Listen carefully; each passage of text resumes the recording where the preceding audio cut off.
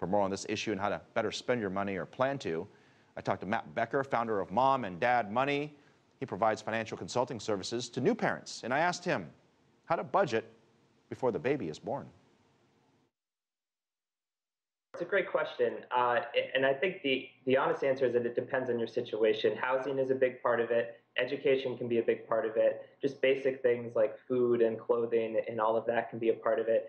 What I try to counsel people to do is go online, use some of the tools that are available, try to get a basic sense of what the baby might cost you, keeping in mind that the average numbers might not apply to you. Some of the categories of cost may not be relevant to your situation. Try to get some sense, and then if you can, a little bit ahead of time, try to start living on those new expenses and put the new expenses you might have for the baby into some kind of savings account, and try to just get used to it ahead of time and build up a little bit of savings and do what you can. And you're going to have to make some adjustments, but as long as you're making the effort to be prepared, I see a lot of people finding it honestly easier than they might think ahead of time. So here's a big category, education. Now this particular number, the $250,000 or $245,000, does not include college costs, but nonetheless, there's significant education, and it begins when you're 3 or 4, right? It begins with the preschool, the preschool. It begins with any special activities or tutoring you're going to send your kids to. There are a lot of factors all the way up to college and even post-college. When parents look at this, it's got to scare them, because for most people, they don't have that money even just laying around. I mean, we know college alone can cost $250,000. What do parents do?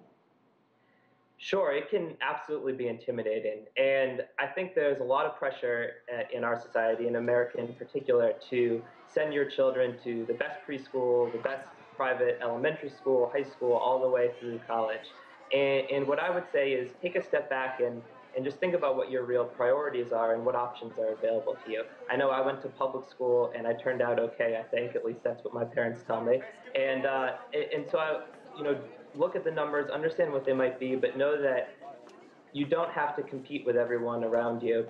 And paying the most to go to some of these private schools isn't necessarily actually giving your children an advantage. So look at some of the alternatives that might be a little less costly.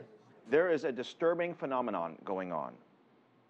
It is parents wanting their kids to have it all. When I mean all, I don't mean toys. I mean in terms of education, right? The expensive tutoring, the piano lessons. And I say that from living in both Singapore and Hong Kong and dealing with a lot of tiger parents, if you will, that they have to get into the best school. If they don't get in, I mean, there's this pressure to send your kids because it's very competitive. And I know there's some of that here in the U.S. as well, but at what point does it become too much? Sure, and look, I grew up in a town that had a lot of that competition as well, and it's hard to answer that specifically, but again, I think it comes down to priorities and understanding what's important. And the reality is that a lot of that competition isn't actually all that important to your child's development. What matters is that you're supporting them in whatever they're interested in, and you're giving them opportunities to pursue that. And that can be done in a lot of low-cost ways, whether it's public school or certain activities that just, you limit the activities to the ones that they are really interested in and care about. So I understand the competition. I know I'm going to feel the same thing when my kids are getting there. And the truth is that a lot of it isn't as important as we think it might be, and it's a matter of just kind of letting go and giving it a shot. All right, now it's great you're giving advice for parents on how to save money. I'm just curious, when are you going to start teaching your kids about the value of money, and how does that work?